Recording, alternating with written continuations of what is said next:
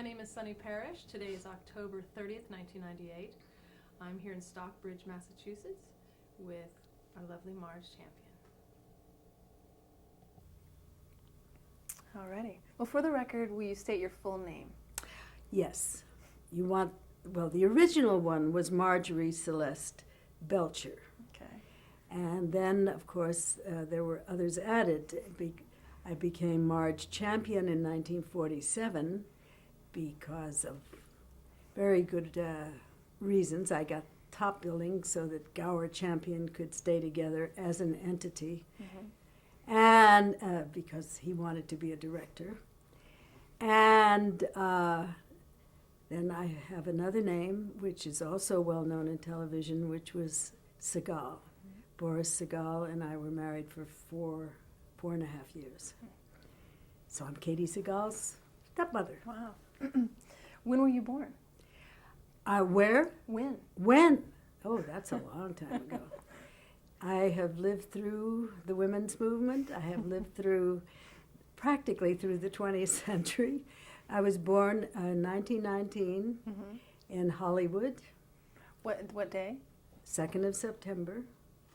Okay. And which was right. That year, I think it was before Labor Day. But I was born at home on Orange Drive, which is the street that goes right up through the Chinese Theater if you keep on walking. Wow. Well, tell me about your mother. Who was My she? mother, her name was Gladys Basquette Belcher, and she she met my father because she had another daughter, and her name was Lena Basquette, and she was quite well known in movies. She starred in movies. She starred on Broadway. So when she was 11 years old, my mother took my sister to learn to dance because that was known as the awkward age. She had starred in Universal two-reelers and as little Lena, and one of those early kiddie pictures that they did. And so my father trained my sister and married her mother. Mm-hmm. And my brother and I quickly came along. Younger brother? Yes, he's 20 months younger. What was she like, your mother? My mother was, actually, I think that I have begun in my later years to favor her. My sister looked exactly like her. My mother was an extremely, let's say, ambitious for her children. Rose in Gypsy kind of comes to mind. But she had to get my sister launched first, so they went to New York when I was 3, and I didn't really see very much of her until I was 8 or 9, and my sister got married, and then Mom came home. So she was almost like a stage mom. Exactly. What about your father? You have to tell me a lot about him. My father was the dean of the West Coast Dancing Masters. He came to California before World War I in order to, if possible, regain his health. He had come from England, and he'd danced for President Wilson, and he'd had quite a career in England before that. He was known as the Nijinsky of London at that time.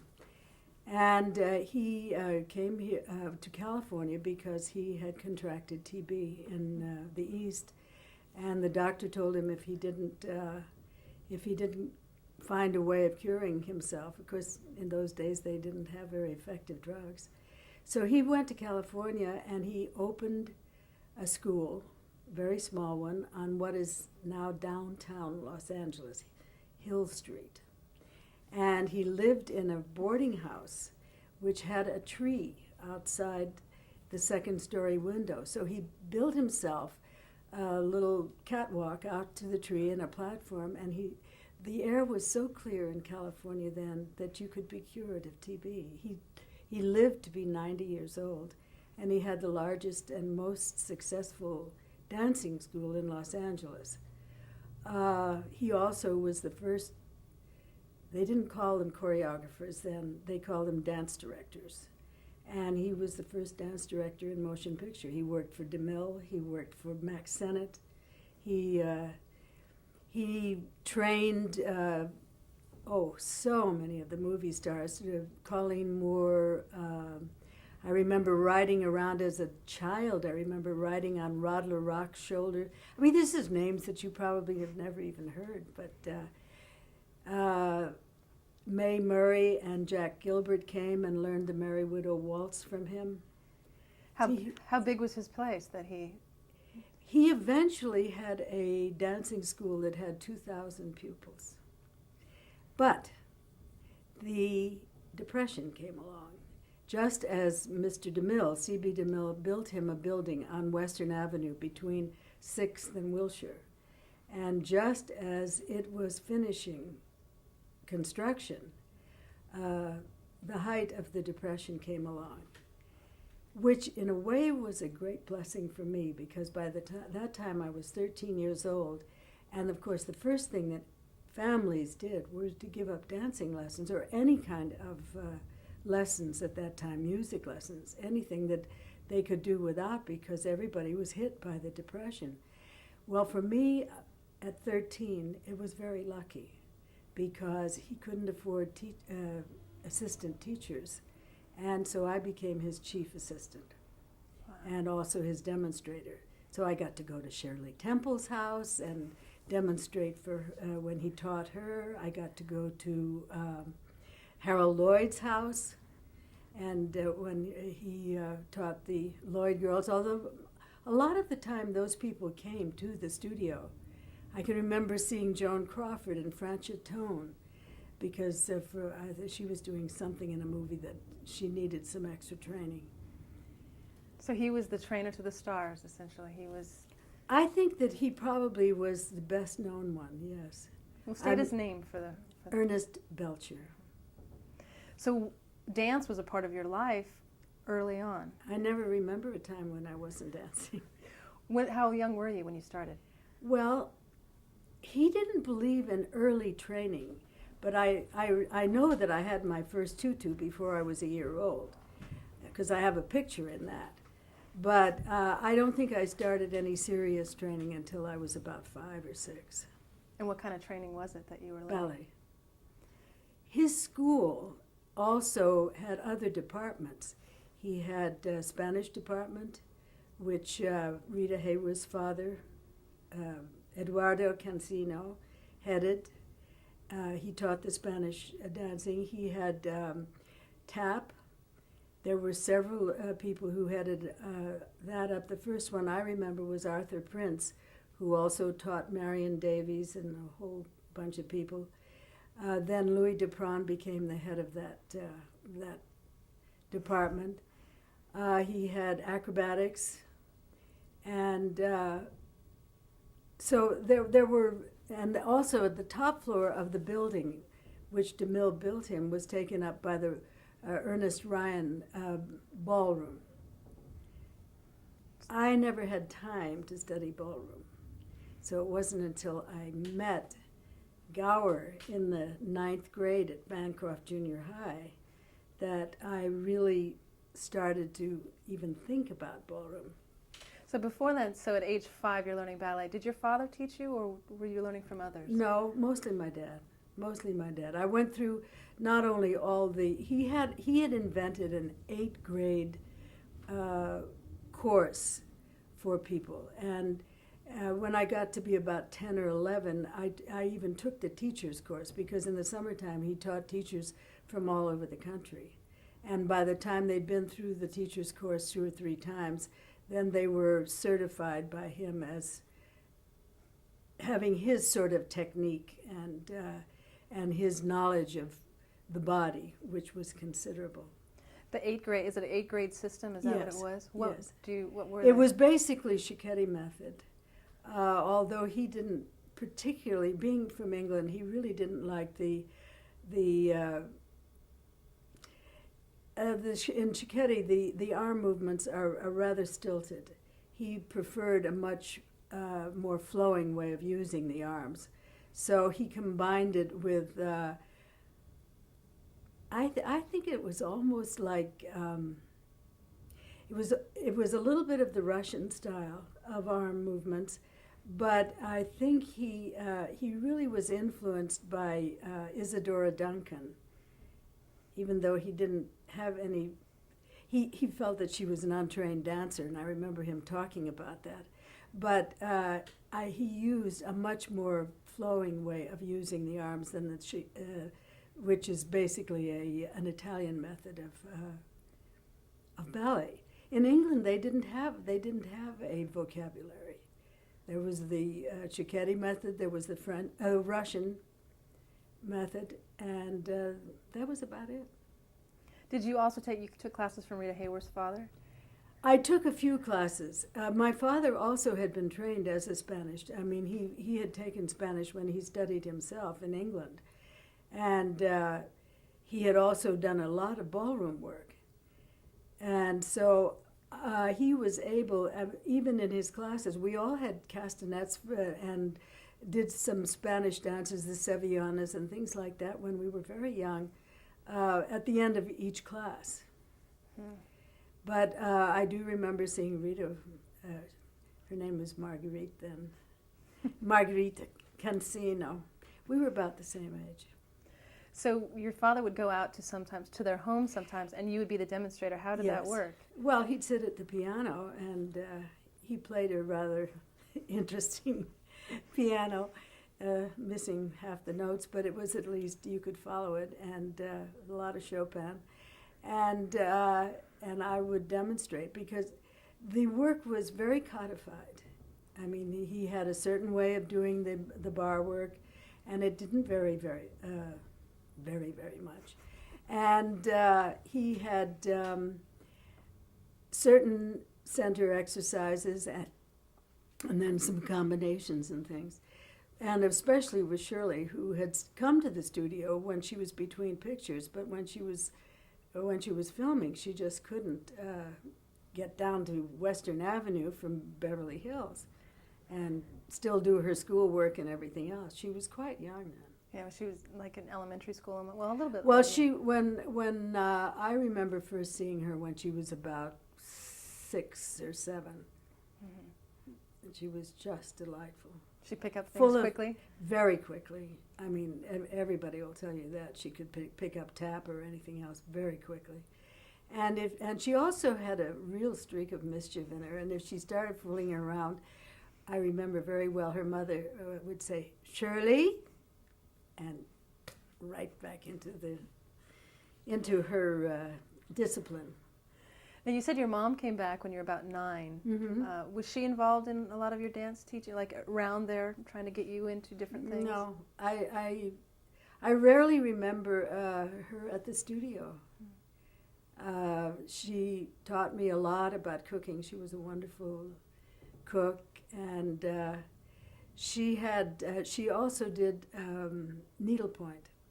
She had an extraordinary collection of wall hangings and rugs and pillows and everything of needlepoint. So I suspect, although I didn't analyze it in those days, that she had a lot of time on her hands after she was no longer my sister's chaperone. So at a young age, what did you want to be a dancer? Is that what you wanted to do with your life? I don't remember thinking about it very much. I mean, it's what I did. You know, being youthful in the 20s and 30s was quite different than being young in the 60s or 70s. Even if you felt like rebelling, I don't think you did, particularly if you had a really loving parent, and I certainly did.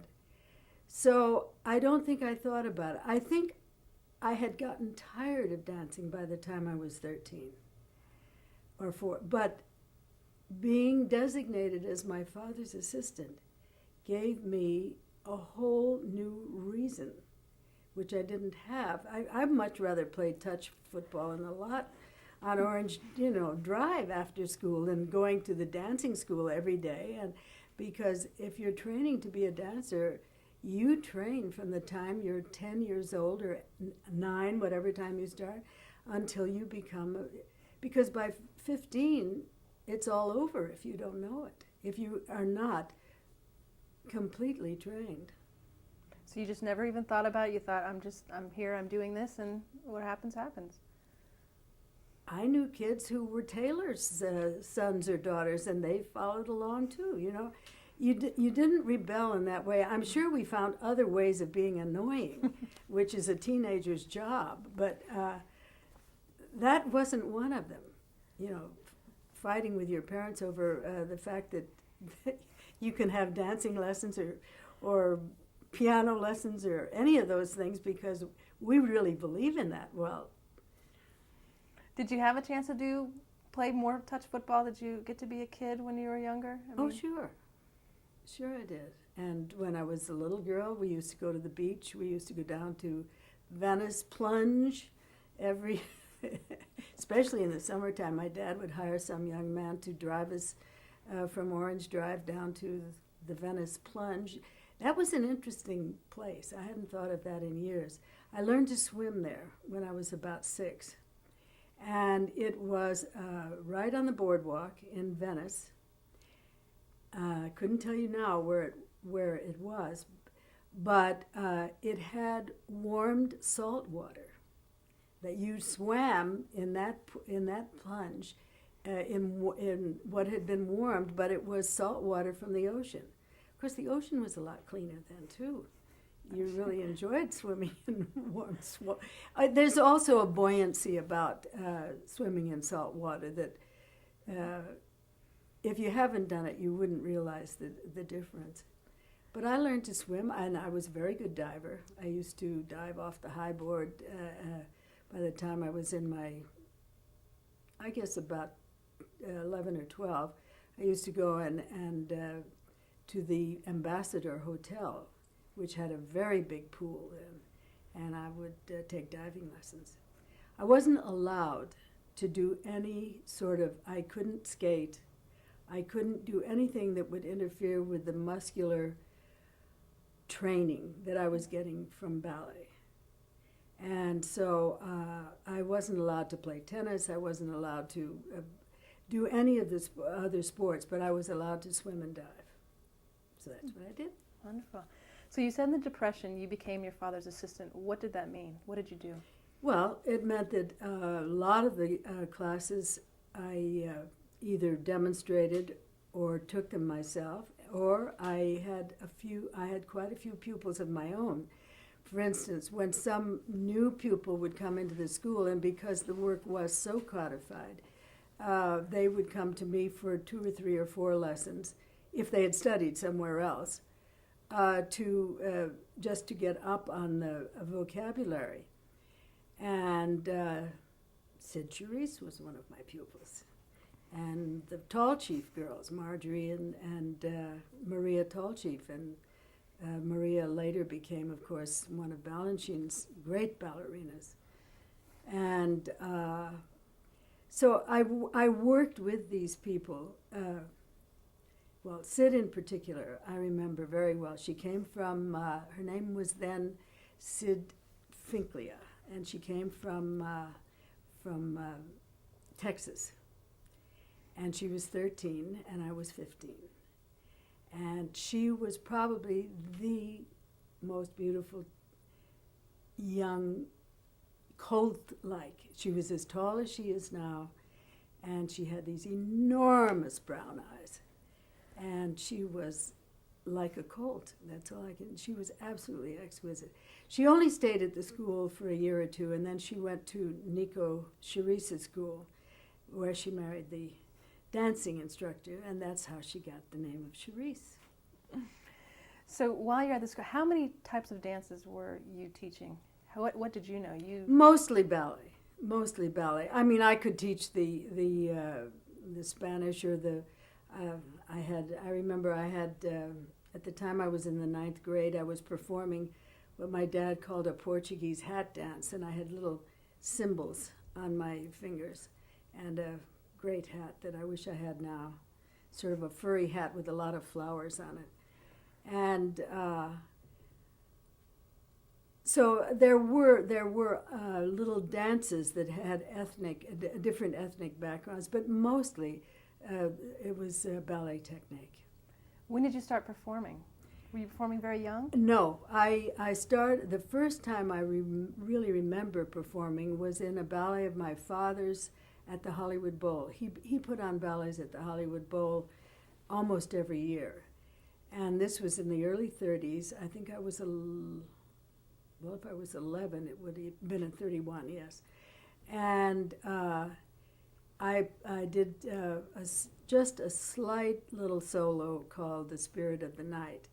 And in the next, was that the same ballet? I think it was in the next year that Gwen Verdon and her mother were in my father's ballet, which was called Carnival in Venice.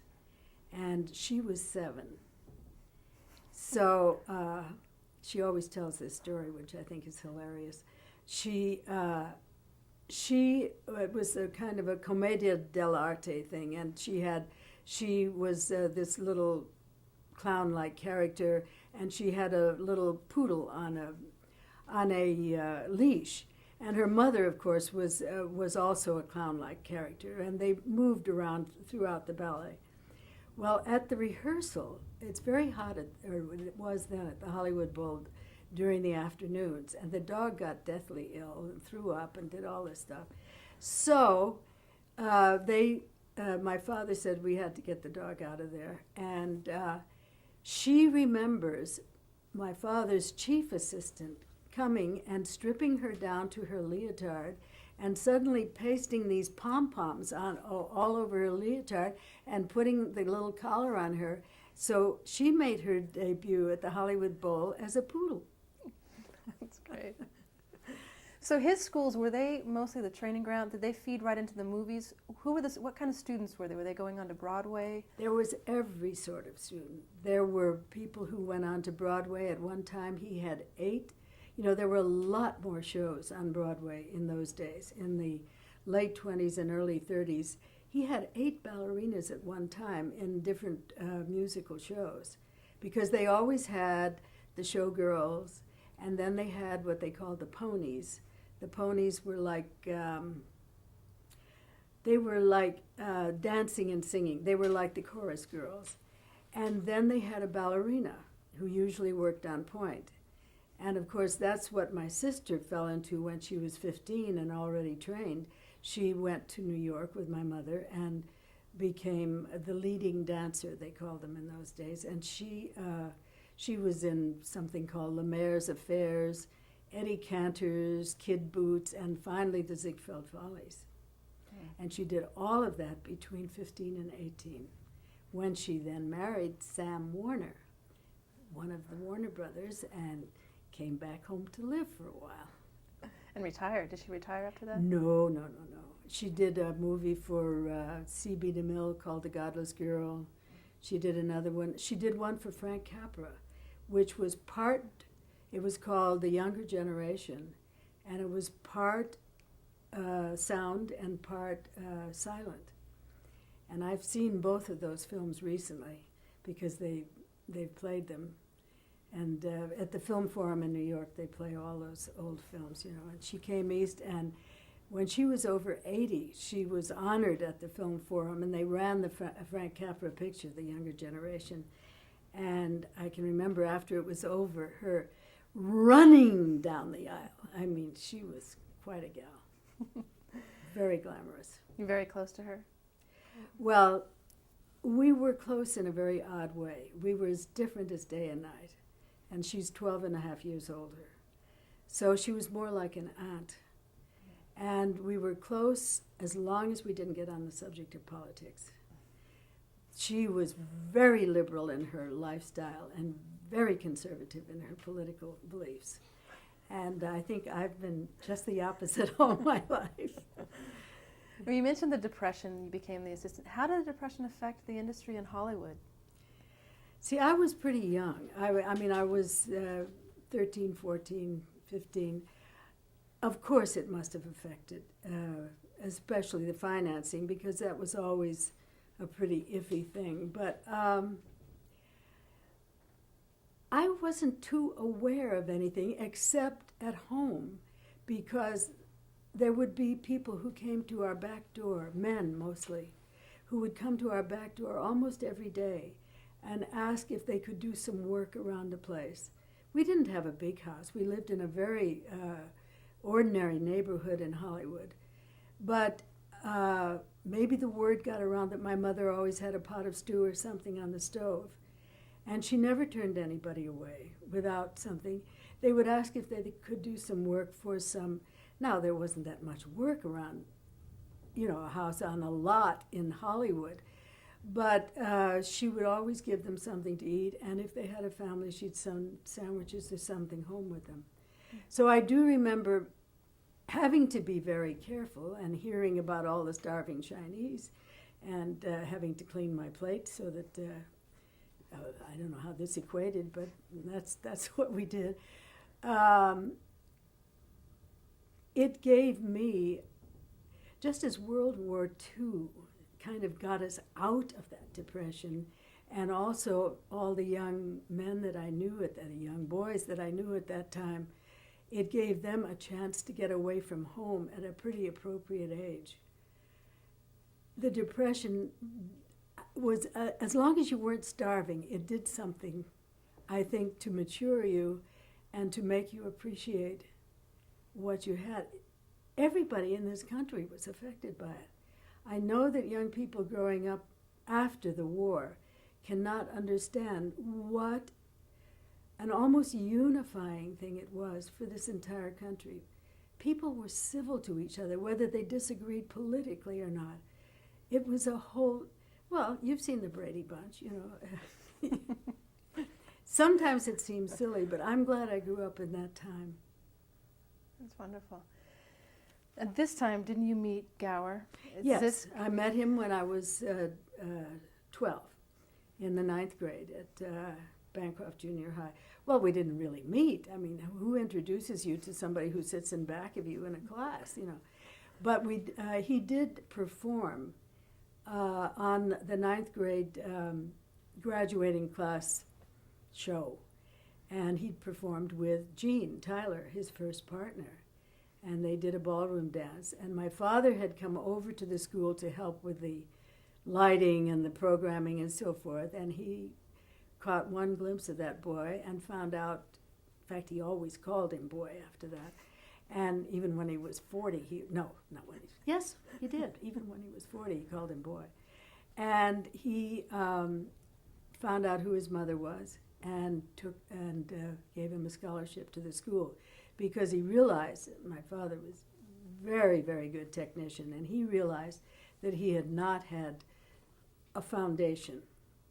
He was a natural, and he'd had a lot of ballroom training, but he was a natural dancer, and he needed, if he was going to fulfill himself, he needed to have some ballet training. And he did. He gave him ballet training, and he won the Velaz and Yolanda contest at the Ambassador when he was just 16 with Jean, and then they went off working. Well, we'll go ahead and stop there. It's a good place And to I'm going to take something to drink.